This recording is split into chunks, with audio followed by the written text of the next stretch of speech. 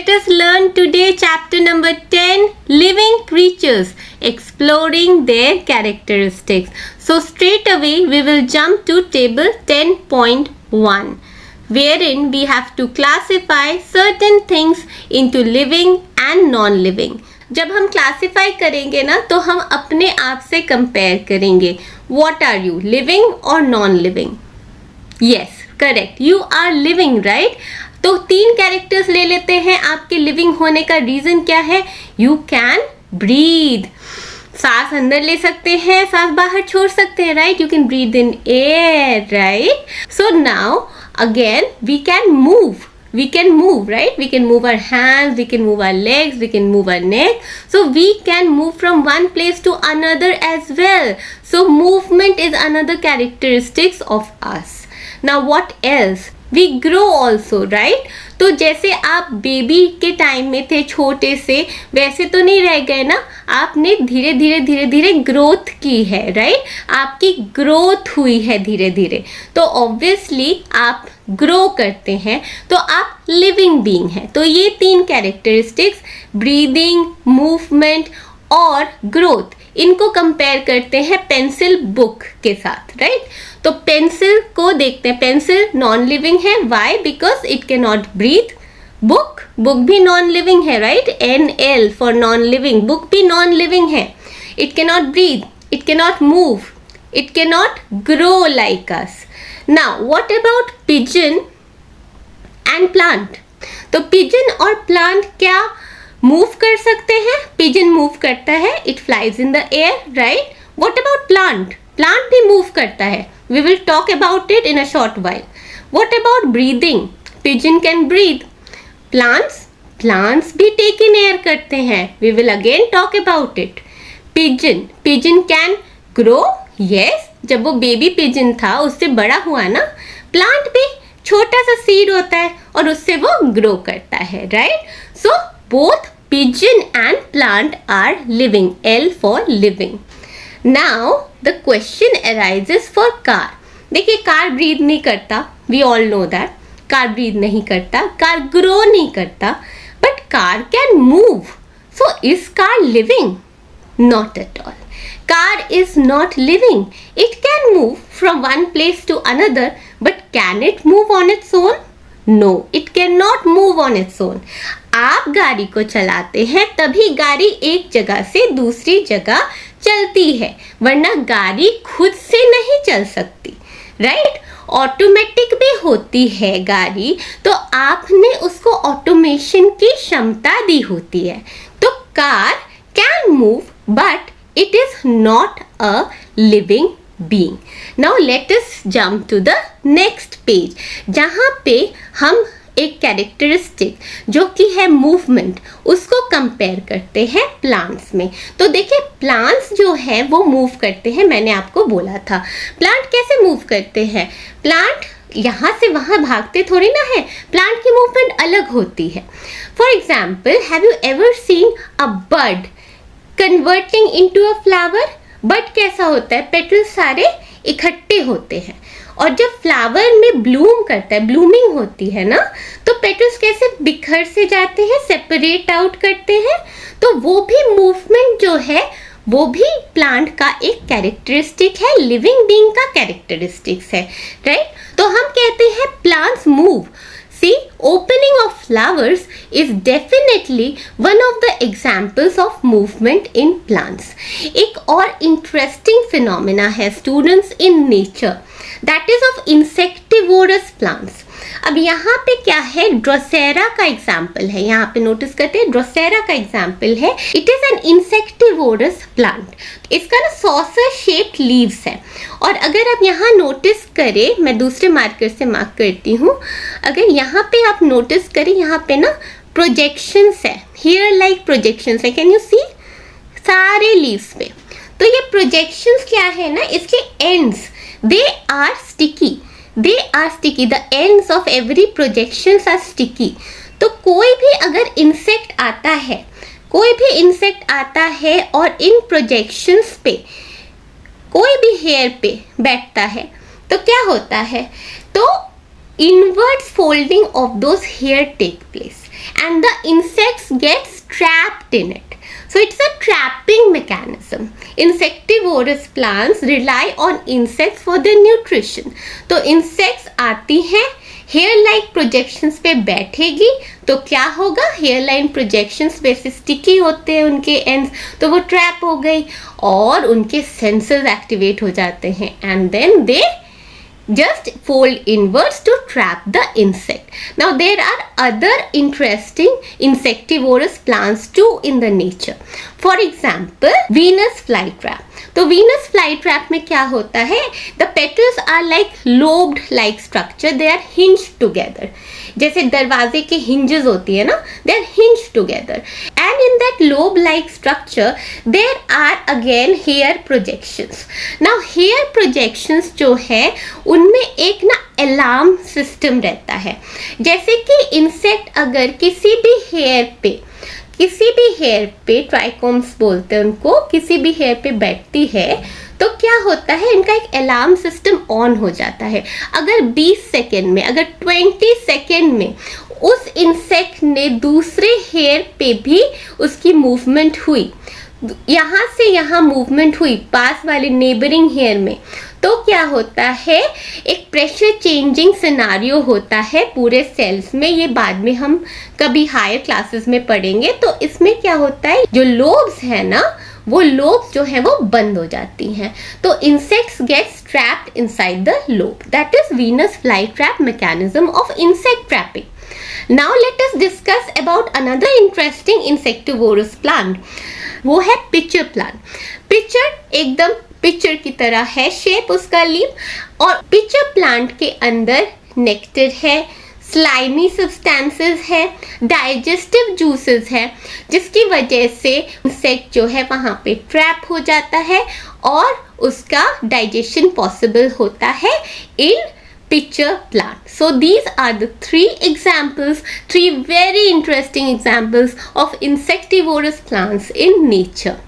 Now we will talk about another very common phenomena of movement, which is that of climber.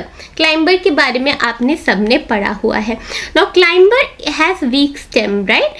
तो वो क्या करता है, अपने आसपास जो सपोर्ट है वो सपोर्ट को it winds around it, right, to create a support for itself. Why? Because it cannot stand upright on its weak stem. So climbers wind themselves around any object placed close to them. So ऐसा नहीं है कि plant एक जगह से दूसरी जगह जा रहा है, दिल्ली से कोलकाता चला गया, कोलकाता से मुंबई, नहीं, राइट. बट उनकी मूवमेंट जो होती है वो अलग किस्म की होती है. क्या क्या डिस्कस किया हमने, बड का flowering and insectivorous plants and climber की movement, right? Now we will come to another characteristic which sets us apart from non-living things, that is growth. तो growth जो होती है वो सब लिविंग बीइंग्स में होती है. हम छोटे होते हैं, हम ऐसे ही बड़े थोड़ी ना पैदा हुए हैं, हम छोटे रहते हैं, बेबी रहते हैं, फिर बेबी से हम चाइल्ड होते हैं, फिर we progress towards the adulthood, right. धीरे धीरे धीरे हमारी ग्रोथ होती है. तो लिविंग बीइंग्स है, उनका सेकेंड कैरेक्टरिस्टिक क्या है, growth. We all grow, right? We all grow. So growth is important. तो हमने क्या क्या डिस्कस किया, movement and growth. Now we come to another characteristics, and that is needing food to survive. Don't we all need food to survive? Yes, we all need food to survive, right? तो nutrition जो है, nutrition is a common characteristic of living things, without which we cannot grow, right? तो क्या क्या discuss हो गया, again movement, growth, nutrition, right? Now we come to another characteristics, and that is breathing. हम breathe करते हैं, that is we take in air, right? So breathing is another characteristics that sets you apart from non-living things. Now again, breathing is a part of respiration process. तो respiration क्या होता है? Respiration is a process which involves taking in air. Of course, you take in air and again then you exhale it out. Exhale मतलब air को आप push out करते हैं अपनी बॉडी से. Now while you take in oxygen, what happens is food is broken down into smaller substances, simpler substances, and in that process you get energy. And that is the entire process of respiration.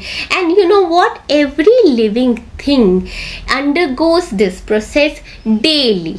Respiration is an essential part of living, and breathing is a part of respiration. I hope it is clear to you. So respiration is, obviously, it sets us apart from the non-living things. Now we go on to another characteristic, and that is excretion. Excretion मतलब क्या? Excretion is a process wherein we remove the toxic waste outside our body. We do not want toxic waste to accumulate in our body, isn't it? So excretion is what? Removal of waste products from the body is called excretion. So we excrete in the form of what?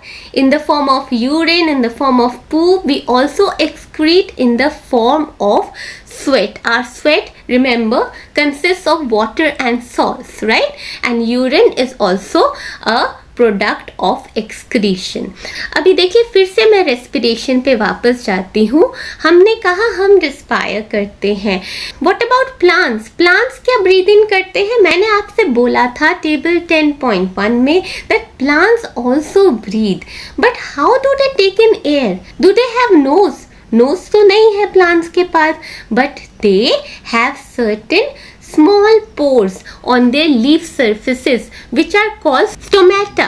Stomata जो है वो help करता है plants को to take in air, and also they give out air. Okay, so इसके बारे में भी हम हायर क्लासेस में पढ़ेंगे. And also through stomata plants also give out waste. Plants stomata के थ्रू भी नहीं, प्लांट्स और भी तरीके हैं जिससे they excrete their toxic waste. So yes, plants respire and plants also excrete. Now we come to another characteristics which is responding to a certain situation, responding to stimuli. Stimuli मतलब more than one stimulus. और stimulus का मतलब क्या है? Stimulus मतलब एक ऐसा event जो आपको बाध्य कर दे रिएक्ट करने के लिए उस पर्टिकुलर सिचुएशन के हिसाब से. फॉर एग्जाम्पल, आपने एक हॉट सरफेस पे हाथ रखा. फर्ज कीजिए आपने एक हॉट सरफेस पे हाथ रखा, तो अगर आप हॉट सरफेस पे हाथ रखेंगे तो क्या होगा? आपको पेन फील होगा. झटके से आप हाथ हटा लेंगे, आपको पेन फील होगा. और अगर आपने गुलाब का जो थॉर्न है उस पे हाथ लग गया तो अगेन आपको पेन फील होगा, आप हटा लेंगे अपना हाथ. तो ये जो रिस्पॉन्स आया ना आपका, that is the ability of responding to a particular situation also sets you apart from non-living. देखिए हम थोड़ा सा डिटेल्स में पढ़ते हैं इसको. जैसे स्टिम्युलस है, stimulus is what? anything or any event that prompts living beings to respond is called stimulus. हर एक एनिमल्स में, हर एक लिविंग बीइंग में ये स्टिम्युलस जो है उस पर रिस्पॉन्ड करने की क्षमता होती है. क्या प्लांट्स में होती है? यस, होती है. Let us discuss 2 examples relating to it. देखिए मिमोसा, या फिर हम बोलते हैं टच मी नॉट प्लांट्स. तो मिमोसा में क्या है? यहाँ पे है भी पिक्चर मिमोसा का.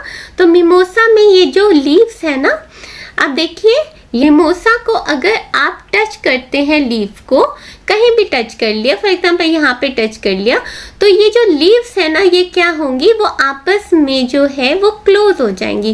These will fold inwards, these particular leaves will fold inwards, they will close.